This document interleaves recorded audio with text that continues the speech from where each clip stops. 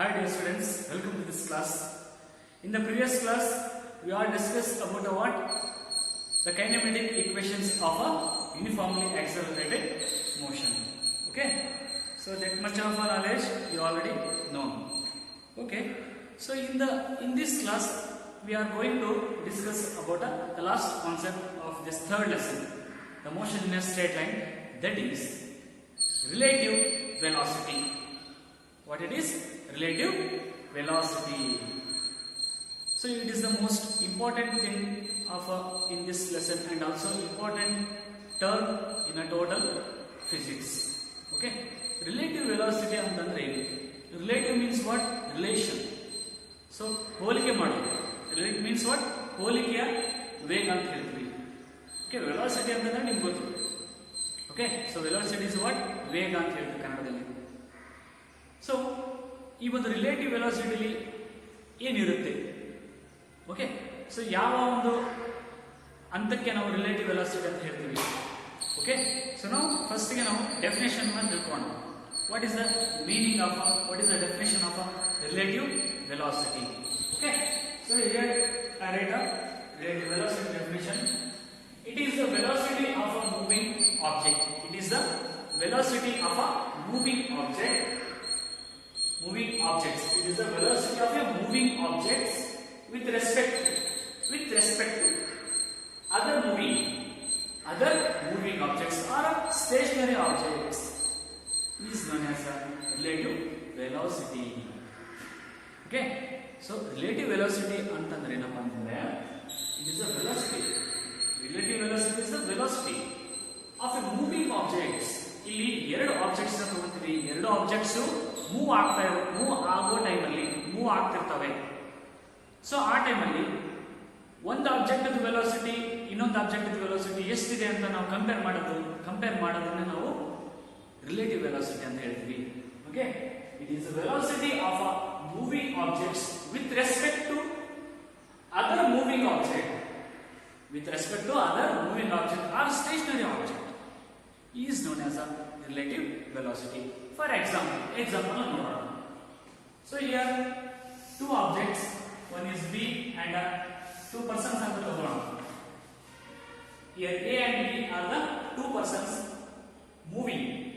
Here A and B are the two persons are moving with a constant velocity. A ಮತ್ತು B ಎಂಬ ವ್ಯಕ್ತಿಗಳು ಇಬ್ರು ಒಂದೇ ವೇಗದಲ್ಲಿ ಮತ್ತೆ ಒಂದೇ ಡೈರೆಕ್ಷನ್ ಅಲ್ಲಿ ಚಲಿಸ್ತಾ ಇದ್ದಾರೆ, ಹೋಗ್ತಾ ಇದ್ದಾರೆ. ಸೊ ಆ ಟೈಮಲ್ಲಿ ನಾವು ಬಿ ಯ ಒಂದು ವೆಲಾಸಿಟಿ ಎ ಕಂಪೇರ್ ಮಾಡಿದ್ರೆ ಎಷ್ಟಿರುತ್ತೆ, ಅಥವಾ ಎ ಯ ಒಂದು ವೆಲಾಸಿಟಿ ಬಿ ಕಂಪೇರ್ ಮಾಡಿದ್ರೆ ಎ ಯ ವೆಲಾಸಿಟಿ ಬಿ ಗೆ ಕಂಪೇರ್ ಮಾಡಿದ್ರೆ ಎಷ್ಟಿರುತ್ತೆ.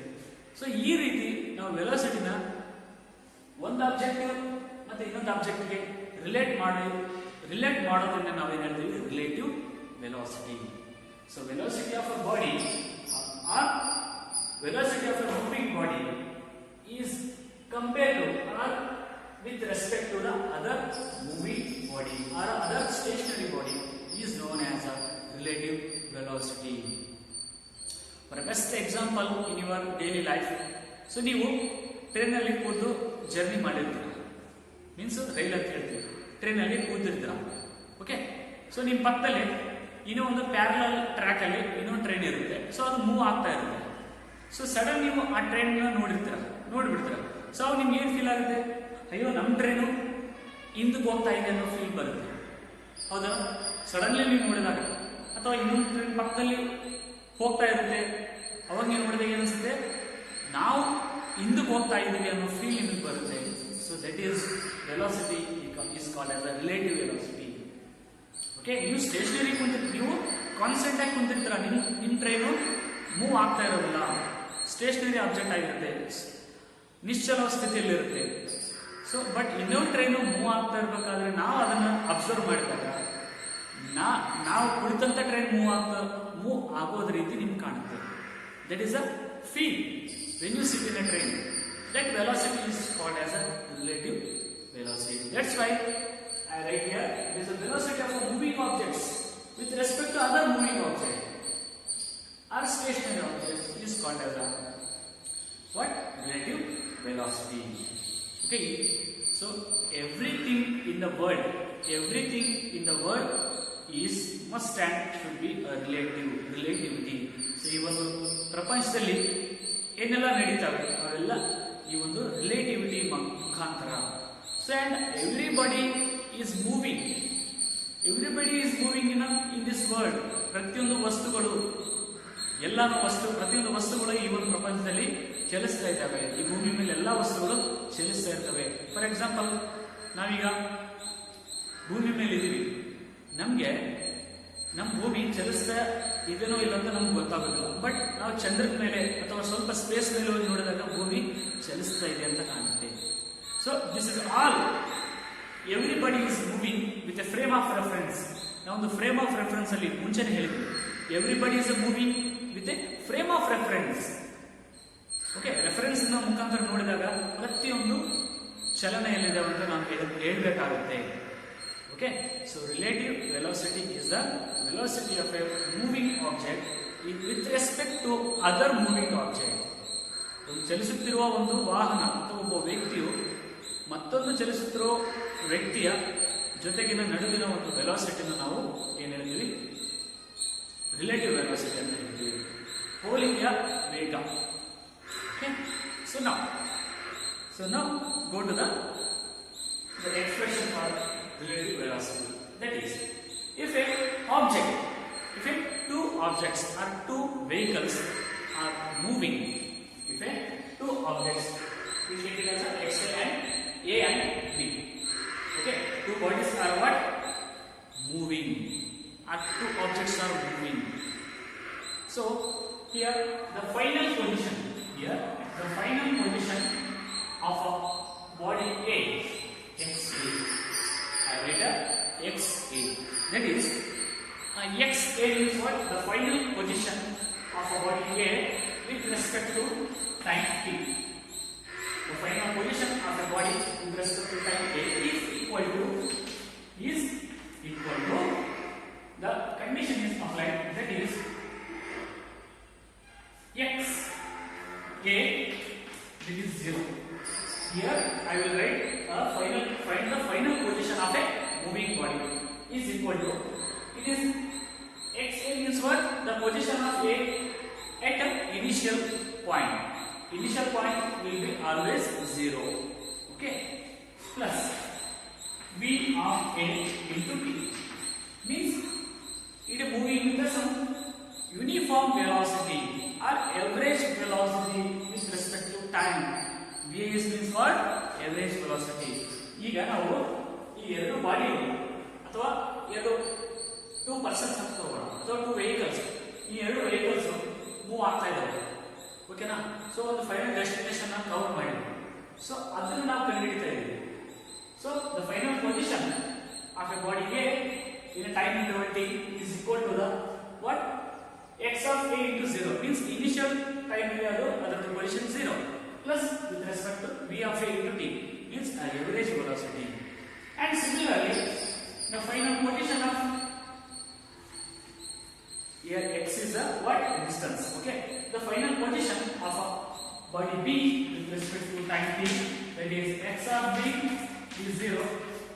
So body B2 means vehicle B2 kuda initial point position irutte 0 irutte.